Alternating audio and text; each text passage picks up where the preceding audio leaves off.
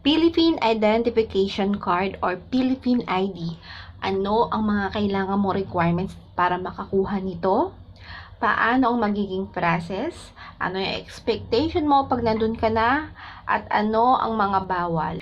Kung gusto mong malaman ang sagot sa mga tanong na yan, tara, panoorin nyo to.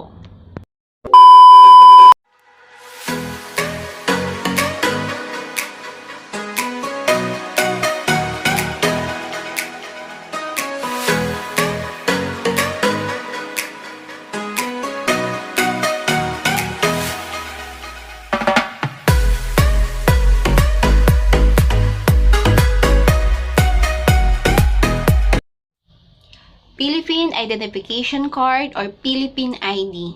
Bago tayo magsimula, alamin muna natin bakit mahalagang magkaroon ng National ID ayon sa PSA. Mahalagang magkaroon ng National ID dahil kakailangan nito sa pakikipagtransaksyon sa hinaharap. Sa batas po natin, lahat po ng Pilipino at resident aliens natin dito sa Pilipinas, pati po ang Pilipino na nasa abroad ay pwedeng mag-apply para sa National ID. Dadating po tayo doon sa time na lahat ng transaksyon sa government ay hihingan na po ng National ID ang isang tao. Kung noon po ay napakaraming ID ng bawat ahensya like SSS, TIN ID, Postal ID. Ngayon, pag meron na tayong National ID, ayan ang kagandahan niya. Isang ID na lang po ang hahanapin sa atin sa lahat ng ipaprocess nating dokumento. So, ano pang iniintay nyo? Simulan na, mag-apply na para sa National ID. Step 1, pumunta ka sa araw ng iyong appointment day. Pagdating mo doon, pipila ka lang ng mahaba at maghihintay ng matagal. And then, ayan, kailangan dala mo ang iyong appointment slip.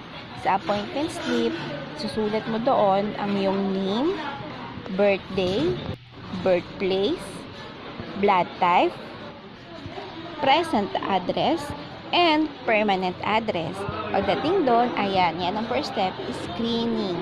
I-check nila ang iyong appointment kung totoo nga ba na may appointment ka ng araw na yon. And then, pag nakapasok ka na sa loob, nag-iintay ka ulit ng mahabang pila until makapasok ka na sa step 2. Don't forget, sa araw na yan, na kunin mo na or magpa-process ka na ng iyong Philippine National ID, kailangan may dala kang sarili mong ballpen, naka-face mask, at naka-face shield. Siyempre, iniiwasan natin ang ma-expose tayo sa ibang tao. And then, after ng mahabang pag-iintay, siguro mga 2 hours kami naghintay dyan sa labas. Finally, nakapasok na kami sa loob, get ready. Kasi, habang naghintay kayo ng pila, tanggalin mo na, kung para sa babae, tanggalin mo na ang iyong earrings and necklace, and yung mga not natural looking lipstick or heavy makeup. Bawal ang naka eyeshadow, bawal ang naka not natural looking lipstick. Ano ba yung mga not natural? Yung mga masyadong light na pink, masyadong dark na red, masyadong like purple color, yung mga not natural looking nga, okay? Kasi ang natural looking lang naman na lips natin is like reddish pink. Yan. Or much better mag-lip tint ka na lang and huwag kang maglagay ng heavy makeup sa face mo. Powder, kilay lang, enough na yon. Syempre, kailangan sa picture mo, sa national ID mo, makita talaga kung ano yung tsura ng mukha mo. And then, syempre, bawal ang naka-sleeveless. Kasi nga, makikita yan sa yung Philippine National ID, kailangan medyo formal naman ang dating mo. And then sa lalaki, ganun din, bawal ang nakasando, kailangan naka-t-shirt, and bawal din ang kulay pula. Any color aside from red. And then, makikita nyo dyan, merong mga booth kung saan, after na mahabang pila, dun kayo isa-isa lalapit. Sa mga booth na yan, dyan kukunin yung inyong data. Like, capturing yung picture, fingerprints, and then, i-scan yung mata nyo. And then, i-input lang ang inyong mga details. Like, yung name, birthday, address, blood type, parents name, permanent address. Make sure na pag in-input na ng nag-a-assist doon ang inyong mga data, make sure na i-check nyo rin sa computer. Kasi sa akin, muntik nang mailagay na mali ang birthday ko. So, di ba, minsan pag nag-fill up tayo, kaya na ng birthday ko, 1982 ang year. Ang nailagay ko, 2021. Nasana kasi tayo pagka naglalagay ng date, 2021, di ba? So, birthday nga pala yun. Dapat yung year ko nga pala, o anong year nga pala ako pinanganak. So, make sure lang po na i-check nyo lahat ng details nyo. Then, sa loob, ayan, may napakalaking tarpaulin doon na nakapost din yung process ng pag-apply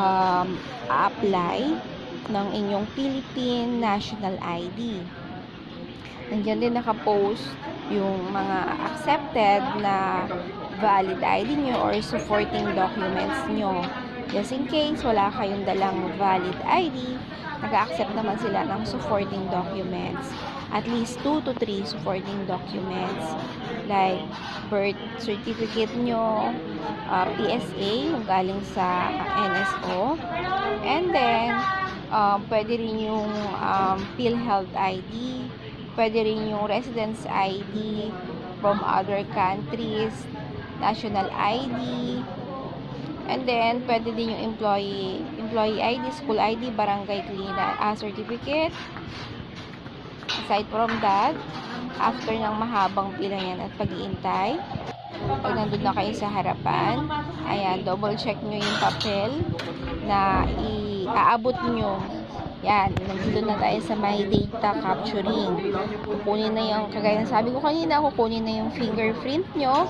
And then, ito, yung aparato sa gilid ko na kulay blue, yan yung ilalagay nyo sa mata nyo to scan yung mga mata nyo kasi ika-capture din nila yan eh. Yung color ng eyes nyo, ayan, finally, after ng data capturing na yon, ayan, tapos na kayo. May ibibigay lang sa inyong maliit na papel. Huwag nyo kalimutang itago yun mabuti kasi sa araw ng i-deliver na sa inyo ang Philippine National ID nyo, hahanapin sa inyo yan. Itong maliit na papel na pinapakita ko, hahanapin sa inyo yan. Para i-claim nyo ang inyong Philippine National ID. So, ito lang yung ipapakita, kaya huwag nyo ito iwawala. Pag binigay sa inyo to, itago nyo to. So, yan lang guys, kailangan. Hinintay ko lang yung husband ko. Actually, tapos na ako, uwi na kami. Hinintay ko lang yung husband ko kasi nauna ako sa kanya sa pila. Meron kaming 5 na agwat. So, after ng process, pwede ka nang umuwi, pero don't forget, ito, wag mo ito iwawala. Ayan.